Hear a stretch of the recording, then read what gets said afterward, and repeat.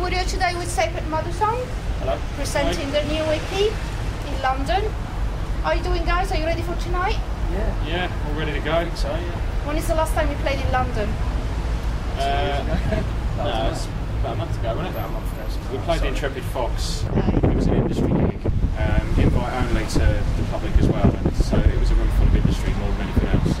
So are you looking forward to see the fans' reception tonight? It'd be nice to play to some actual people and not just guys stood there with crossed arms, waiting for you to do something wrong. Impress them. Yeah. So this will be the first gig we've done it. So let's talk about this EP. And then you've got actually an album coming out early 2013, Out of the Darkness. That's right. Yeah. Right. Are the two of them connected then? Yeah, it's a double-barreled name. Yeah. I mean, the original intention was for it to be 2 EPs, and then we decided what we'd actually do is we'd release 1 EP with just a few of the tracks on and a bonus track, which is a live song on it.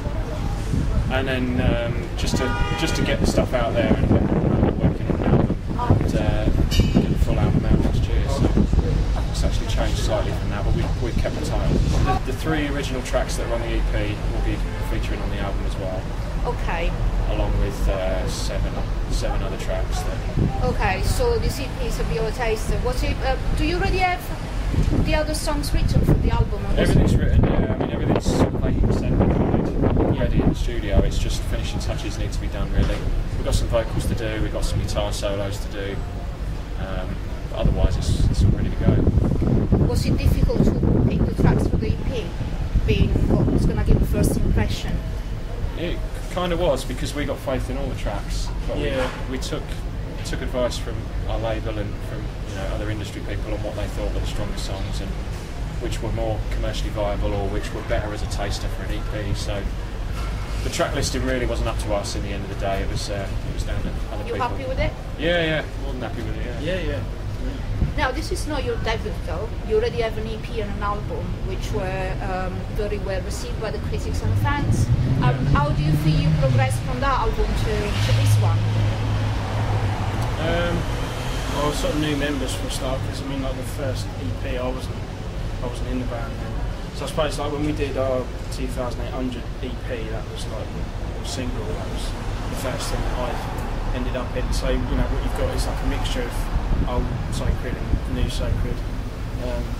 So I mean, the EP had songs that ended up going on the first album as well. They were just kind of maybe retweaks and stuff, just because I've got a different playing style to the original guitar player or players. And yes, I mean the first album was definitely a mixture between stuff that had been around in the Sacred camp for a long time, and then himself having the writing process. So there was a real mixture. Whereas everything we're doing now is the current lineup, and it's Andy's obviously found a strong foothold in the band, and we've actually gelled as musicians far better. So everything we've written now has been as the Sacred that we sort of should have been in the first stage. And you do a lot of solo stuff as well. You've done in the past, and you've do some guitar tuition DVDs as well. If Sacred Mother Tongue, they're big, rich, and famous, so you're still gonna do that? Well, I kind of don't do it now. Well, I do. I mean, I suppose I'm doing it a lot less maybe now. I'm kind of doing a lot of other things, like clinics and just general playing, plus playing in the band and stuff. So yeah, I mean, I'm still doing tuitional stuff and just generally playing. I mean, I was doing solo stuff I think before I joined the band anyway. So that's kind of something I've always wanted to do, and I think I will continue to do as well as being in a band. But the two things offer up very different scenarios for me. One, obviously I'm playing solos all the time and technical music, and with Sacred Mother Tongue it's still like that, but in a very different way.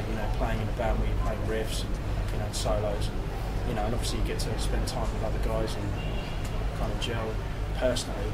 I think with solo stuff it can be a little bit lonely, because you end up just playing to backing tracks and you can't go out and have a laugh with them. You sat there with your mini disc player. So there's a nice friendship as well there. We've all bonded, like as friends and as musicians. So we hear a lot of stories about other bands about how there's always one guy or 2 guys that don't really get on with the rest of the guys. And we never really seem to get that within our band. I mean, we bicker with each other, but it's always in jest. It's everything we do is with a total understanding of how each other works. So, you know, if one of us is pissing off the other one or whatever, you can always look past that and think, it's just the way he is, you know. There's such a good bond there that we never really fall out about nothing. It's still a young band though, isn't it? It's been 8 years. It's not that young. No, that's the thing. I think people just think we've just come out of nowhere, but I mean, people assume it's happened overnight. He's been in the band as the current lineup for 5 or 6 years now, and you know, it's quite an established sort of relationship. We've spent time on the road with each other. We've slept in the same bed because we've had to, and slept in the same back of the van because we've had to and stuff. And we haven't spit roasted yet, though. We haven't spit roasted, not each other. No, I mean, back to this darkness and light thing. Is it something personal that inspired it? Has it been a light and darkness? Kind of, yeah. I mean, obviously, as the vocalist, I wrote all of the lyrics, so everything content-wise is kind of born from what comes out of my head. All of the theme for an album title and all of that tends to come from what I've written about. And I'd written a lot of the songs from the point of view of a sort of very public point of view, sort of how I was not entirely happy with the way that the world works, and you know, the way that society is, and the way that things are just accepted as being the norm. I think there's a lot of issues out there, and I think there's a lot of things that could be and should be addressed. So the idea of evolving and becoming, for instance, being the title track, is that for us to move on as people and become better people, you kind of have to evolve and become something more than what you are. And a lot of the tracks on the album follow a similar style. The other half to it was kind of incidental. It's I wrote a lot of songs from a personal point of view, based on the sort of depression that I was going through around a couple of years ago, where I just wasn't interested in anything. You know, the band was at the back of my mind.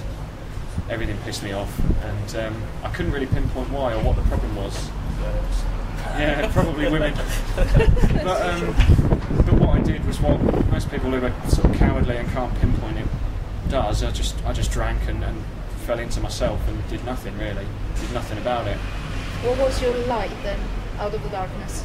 I don't know. I found it, but I think it's different for everybody. I think the point I was trying to make when I wrote some of these songs was that, and with the double-barrel title, is that you know, within every darkness there is light. You just got to find it, and it can come from the most unlikely place. You know, you have to wait for it. You have to do something yourself, and people can try and help you along. But there'll be something that all of a sudden comes along, and it picks you back up, and it gives you that sort of direction and makes you want to do it. Okay, now back to the music, guys. The first album came out. Yeah.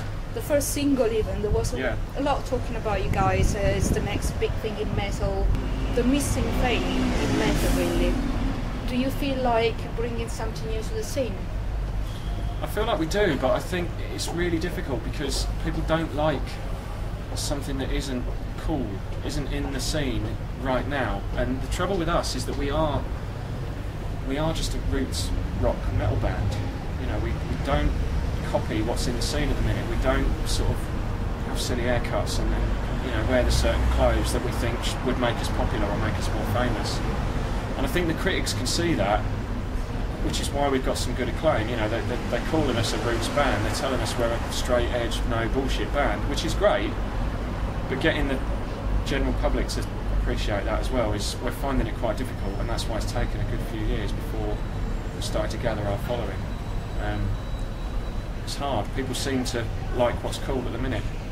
You know, if the media tell them stuff's good, and the guys are good looking enough with, you know, the right haircuts and the right clothes, that tends to sell records. And if you come along and say, actually, we don't give a shit about any of that, we just want to make music that we like, that we believe in, it takes a long while for people to catch on to that and actually go, do you know what, yeah, they are good.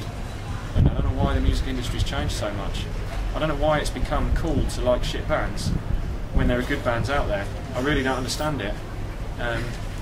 I agree. We're not naming any names here. No, I'm not going to name any names, but you know, I'm sure a lot of people agree with me out there. There's a lot of shit that gets far too much hype, and I'm not saying we deserve that hype. Obviously, we believe in the band. We believe that core integrity will pay off in the end. We want to stay true to what we do, and we just want to write songs that we like, that we believe have got their own sound to them. do you think independent press and the internet can help in actually getting out the good band rather than the one that some press wants to push out there?